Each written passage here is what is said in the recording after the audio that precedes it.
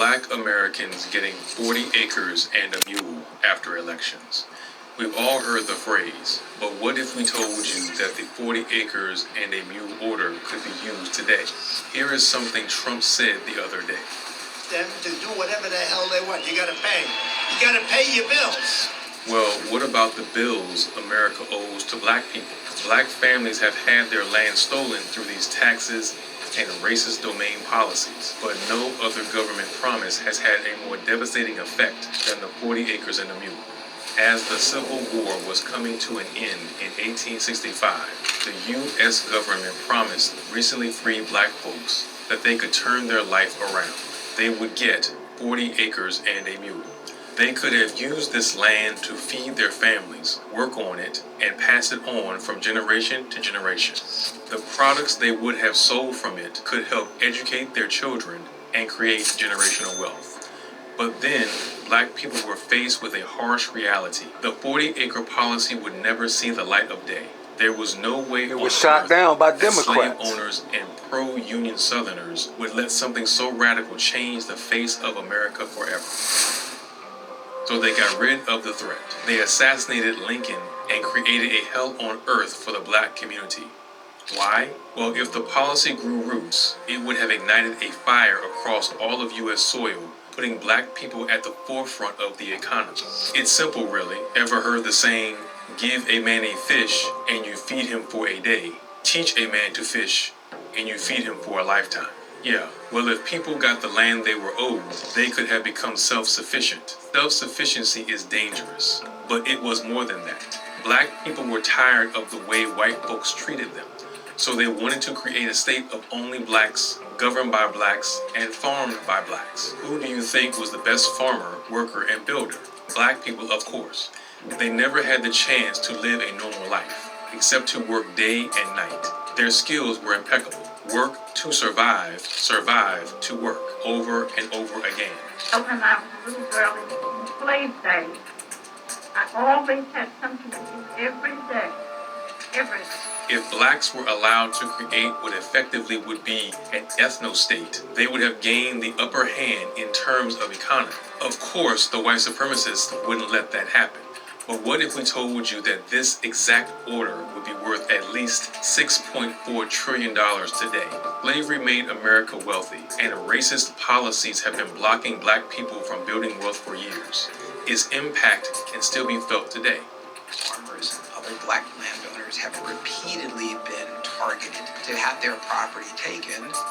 Do you think that you would have been that much further ahead if you were one of your white counterparts? Oh, yes. We would not have lost the land. We would have gotten the loans and the services that all farmers should get through the government. The question is, how would these reparations look now? People can't just seize land without compensation. This is not the Reconstruction period. The 40 acres and a mule promised black people that the Georgian coast and South Carolina would be left to them. Basically, a huge chunk of the South included the land that stretched from Charleston to the St. Johns River in Florida. The area was so massive that it would have had a detrimental impact on American families. There is no way to get that land back, even if it used to belong to black people. Does that mean reparations should be done via bond investments of their current values and then divide them between the descendants of slaves? Some people want land, others want money. But black families have been denied justice so many times because the laws were set against them. How would we solve the racial wealth gap and the damage it has done? Based on recent statistics, almost 6 in 10 black adults say their ancestors were enslaved. If the unexpected happens and you get into an accident, don't panic. Just come to Pacifico. Regardless of where you...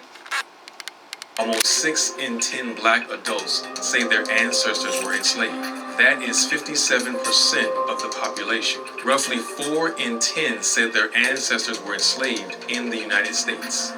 When black people fought and bled for their freedom, a lot of white people who lived in rural areas hated the way the Union waged war in the South. There was death on all sides. The common people suffered the most because of politics.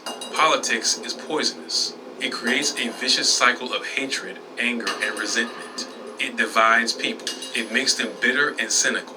Wealthy white planters were able to redirect that hatred toward black people with the help of the Ku Klux Klan. So even if slavery was officially abolished, the South was still going to be a hostile and dangerous environment for every single black person who lived there. The 40 acres and a mule was going to change everything. Here is what historian Eric Foner wrote about in his book, Reconstruction, America's Unfinished Revolution. Here in coastal South Carolina and Georgia, the prospect beckoned of a transformation of Southern society more radical even than the end of slavery. Can you imagine how different our lives would have been if this promise actually came true? There would be no racial wealth gap, and the structure of the black family would have come out stronger than ever. First of all, this nation was built on the backs of black families. It all started with more than 2 centuries of legal slavery, which had a ripple effect years after that. It stripped black people of their wealth, liberty, and basic human rights. It was slavery that created modern-day capitalism and made the United States one of the wealthiest countries. At the time of the Civil War, about 4 million black people were still enslaved. That was about 13% of the total American population. The demand for cotton was massive. Cotton production in the U.S. went up from just a couple of thousand tons at the turn of the 19th century to well over 1.6 million and 4.3 million tons through most of the 20th century. The rich industrialists saw the perfect opportunity to profit off poor rural blacks. Black folks were fed up with the inner workings of the slave society. They wanted to build a new place for themselves and their families. They wanted to actively confront racial prejudice as well as social, political, and economic challenges for the years to come. In other words, they knew that emancipation wouldn't give formerly enslaved people any real economic freedom. It would just keep them stuck in a broken system, a system that will do whatever it takes to keep black folks at the bottom of society. They needed something else, something that had the power to shake the entire nation to its core if it ever came to be. On January 12, 1865, black leaders had a meeting at the Green Meldrum House with other military officials. They said that white people were impossible to live with. Black families were afraid that it would take years for society to get rid of their racial prejudice and provide a comfortable place for black folks to live in. What do you want for your people? This is what William T. Sherman asked the 20 pastors who came to the mansion. This has never happened before. It was the very first time government officials had asked black people what they wanted for their future and the future of their families. Rather than live among white folks, black people wanted to have their own land. This meant it was time to redistribute the land of rich plantation owners in the South. Here is what Reverend Garrison Frazier said. He was a spokesman and Baptist minister for the group. The way we can best take care of ourselves is to have land and turn it and till it by our own labor. We want to be placed on land until we are able to buy it and make it our own. Just a couple of days later, on January 16, 1865, Sherman gave a Special Field Order 15 that stated 400,000 acres of property to be confiscated from Confederate landowners and be given to black Americans. Mules were not part of the order. However, the Union Army provided some as part of the effort. Now, let's make this clear. Sherman was not an abolitionist. The idea to redistribute the land came from Edwin M. Stanton. He was a Secretary of War at the time. Today, we call it the 40 acres and a mule.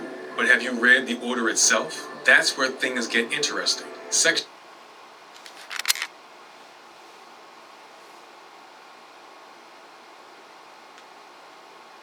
Have you ever wanted to drive for Uber or Lyft but didn't have a car? Now you can. Section 1 says, the islands near Charleston, abandoned rice fields by the rivers, and land along the St. Johns River in Florida are set aside and reserved for black Americans who have been free because of the war and the President's proclamation. Section 2 says, the people who will settle the land can make their own communities. Black people would govern these communities. Here is an excerpt from the order itself. On the islands and in the settlements hereafter to be established, no white person whatsoever, unless military officers and soldiers detailed for duty, will be permitted to reside. and the sole and exclusive management of affairs will be left to the free people themselves. By the laws of war and orders of the President of the United States, the Negro is free and must be dealt with as such. Section 3 gives us even more details. Each black family will get their own land, not more than 40 acres that they can cultivate. If the land is next to a water channel, they can have up to 800 feet of waterfront. The military will make sure they are safe until there comes a time when these people can do it on their own, or Congress officially settles their ownership rights. Nothing was in the order about people getting a mule with the land. However, some families did receive mules from the Army because the Army had excess mules that were left from the war. Not only would this order give black people a better life, but it would also break the power dynamic that slaveholders in the South held. The power that shaped the country and the way society viewed black people. Everything was going according to plan. The Union generals divided plantations into smaller settlements so black Americans could make use of them. Those who settled there started working on their land right away. About 1,000 people settled on Georgia's Skidaway Island. By June, 40,000 out of 4 million freed slaves received their end of the bargain. But well, you guessed it, the public was furious. They literally lost it. Confederate sympathizers and rich Southerners believed that General Sherman was out of line. The land that he promised to the black people was not his to give. It still belonged to the plantation owners, so it had to be revoked. If the government wouldn't do it the easy way, they would do it the hard way. That's exactly what happened. Lincoln was assassinated on April 15, 1865. President Andrew Johnson revoked the field order, and the promise was broken. Confederate owners got their land back, but they also got hungrier and thirsty for revenge. They wanted to make sure that black Americans would never put them in the same situation again. From 1887 to 1892, 9 states enforced laws that would segregate America. It was the start of the Jim Crow era. A farmer without a market to sell to will never become economically independent. They would need to work more and for less money. Why else do you think the white slave owners would try so hard to terrorize former slaves and deny them the right to own land even long after the war ended? Because once you make a black person dependent on the system, you can exploit them in every industry, whether that meant in the iron plants, cotton plantations, carpentry, or anywhere else. The Reconstruction period was so bad, it set formerly enslaved black people back at least 150 years. No policy, no laws, and no government efforts have been more damaging to black people than the Jim Crow era. It tore black families apart. The black people who lived and worked in the cotton fields were abused in every way you can imagine. To make matters worse, those who lived in the 1900s were seriously affected by a beetle called boll weevil. It brought the cotton industry to the brink of destruction. For years after that, even today, black people would fight to get their land back. So what happened to all free black people after the Civil War? Well, they still had to support themselves. So in many cases, they ended up working for the same families that enslaved them in the first place. The crops needed tending, work had to be done, and money had to be made to survive. But what the Civil War changed was that it created a new chance for mobility. If the former master was evil and cruel or didn't want to pay, black folks now had the opportunity to move to a different farm and try to find work there. The best boss, wage, or working conditions didn't exist. Racism and local corruption were widespread. Still, black folks could move on to another town, other than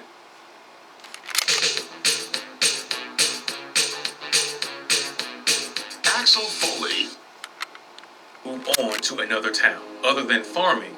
Black people could find work in different industries depending on the location. Florida, for example, was great for the timber industry. Major exports from the first railroads came from there. Factories needed skilled personnel, and coastal cities needed dock workers.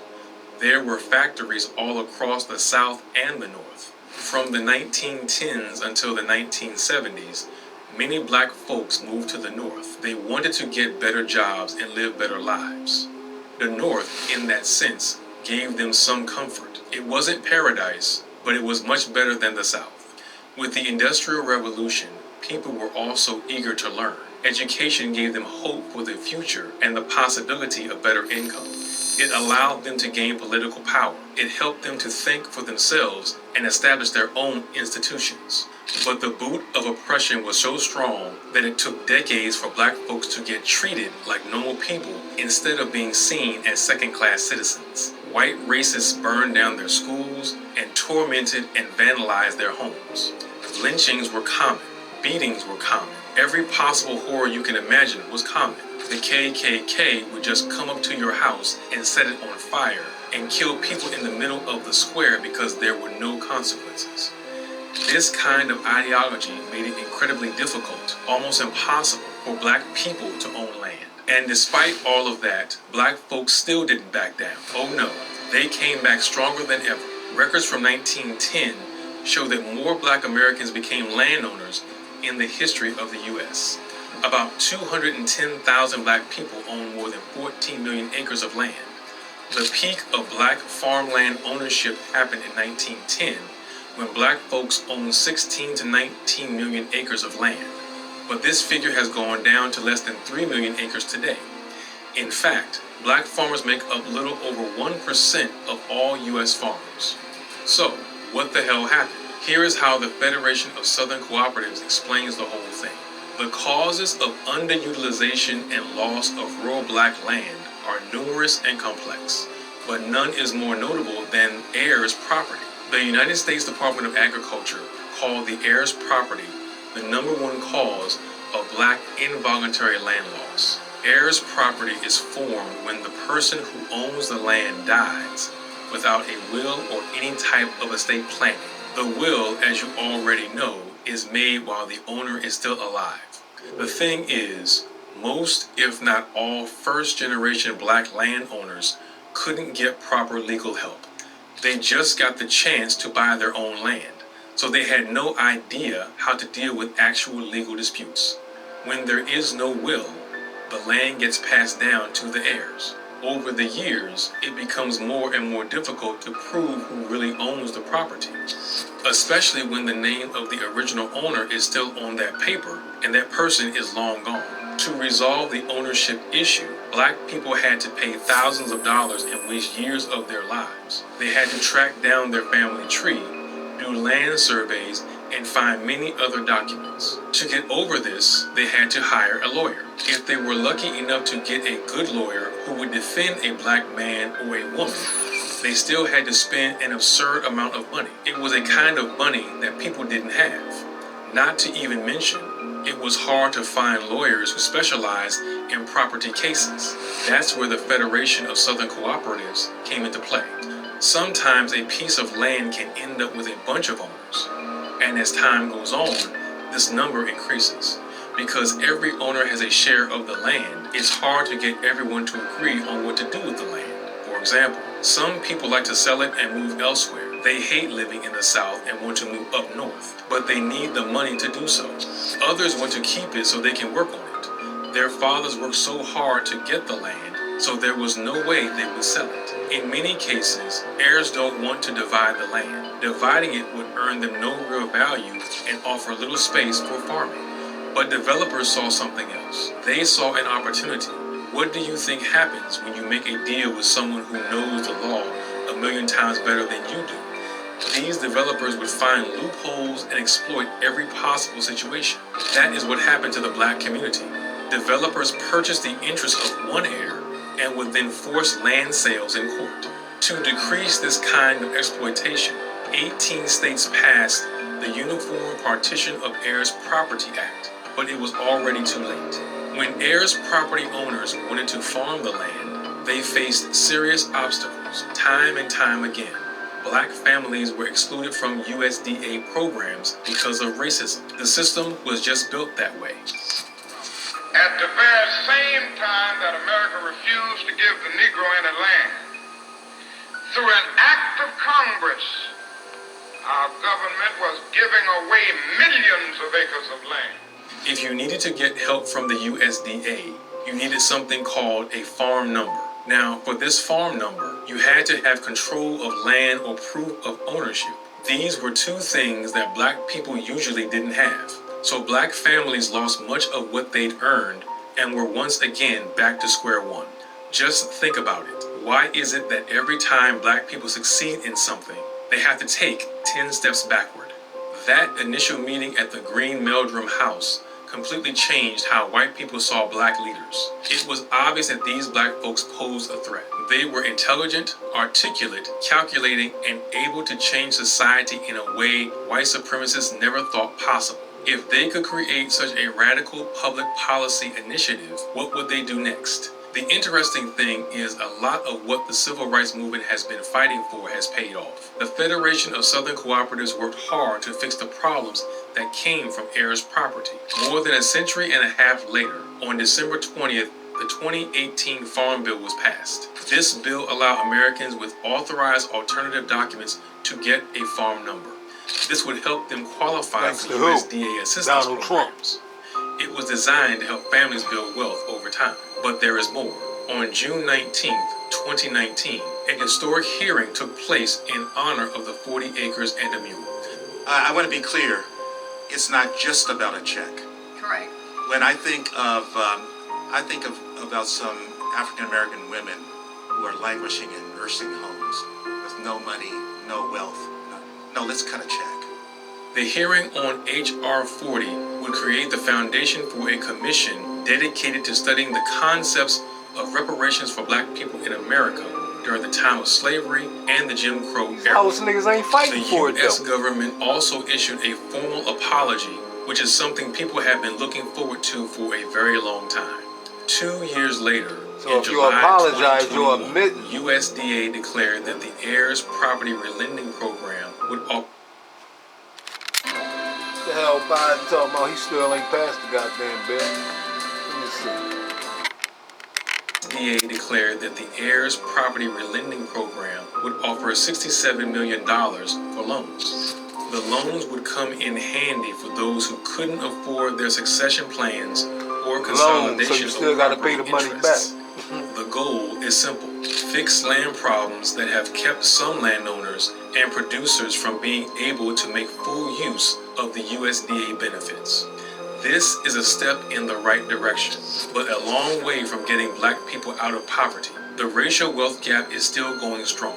Of course, millions of black Americans have not received any form of reparations for the land they've lost. The question is, what would the 40 acres of land in a mule be worth in today's money? Right. Let's talk about it with 21st century logic. Many people don't want mules, but just for the fun of it, if you Google the price of a mule, the average cost is about $9,000. It can go up to $60,000 depending on the breed. Some can cost a lot more than that. Land is a different story. 40 acres of land can be worth millions. Land prices in the South are very high in certain parts of Florida, like Miami or Orlando. Popular urban centers like Texas and Austin have higher prices per acre because of the high demand and limited available space. Coastal areas are another story. They are a popular tourist attraction that can help you earn millions based on the amount of land you are trying to sell. Of course, not all plots of land are worth the same. 40 acres of land in remote Alaska, for example, won't be worth that much. Alaska is hard to cultivate. What can be farmed depends on where you live. Natural resources have a lot more value. So how can the government reconcile the disparities when it comes to land value? It would make more sense if the reparations were put into things that are more achievable in today's economic climate, things that people could use right now. This can come in the form of housing, employment, and education. Health and wellness programs will be a huge plus. Now, we see a lot of black neighborhoods that continue to struggle. Poverty is a significant issue, which is why many believe that black people should still be paid, even if what happened was years ago. Ukraine got $113 billion, and they are in a different country. That money, for example, could be used to ensure that schools in every district are equally funded. I tell you, when I walk down this, I feel like I'm in a prison. I know, right? Doesn't it? Why would your kids want to come here when it looks like you're in a prison? Everywhere around the country, you can see school districts where black students of poor income households go that are facing serious funding gaps. According to recent statistics, most non-white districts are getting $23 billion less in funding annually than most white districts. It's no wonder why children don't want to learn in these schools. Reparations can come in different forms that can benefit not just black people, but Americans as a whole, regardless of race or color. For example, creating AI and robotics training centers where people could learn how to deal with the upcoming job crisis that the rise of artificial intelligence is going to create. Now, a lot of people will argue about this idea. They would say what is done is done. We can't fix the past, but we can look forward to the future, and there is some truth in that. It's not easy to get reparations for anything. That's because every enslaver and every enslaved person is long dead. It's not easy to get reparations for anything. That's because every enslaver and every enslaved person is long dead. The people alive today don't owe anything to society because of what their ancestors did. It would be unconstitutional to punish all white people for the sins of those who died 100 or 200 years ago. They would say the hard times have come to an end and that we need to move on. But that doesn't mean that the blood spilled would go unnoticed. We are talking about millions of black Americans who've had everything stolen from them. What do you guys think? Does every single black American deserve reparation? What would the perfect case scenario look like? Let me know your thoughts in the comments below. Thank you for watching.